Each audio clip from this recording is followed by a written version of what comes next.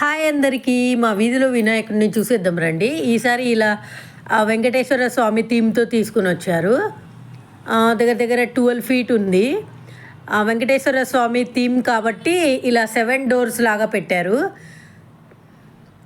చూడండి లైటింగ్తో ఎలా ఉంది అని. ఇది ముందు రోజు 7 డోర్స్ పెట్టారు.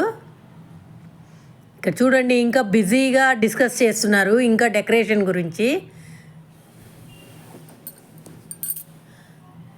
వీడియోస్ చూస్తూ అనిపిస్తే సబ్స్క్రైబ్ చేయండి. ఇది ఫెస్టివల్ రోజు.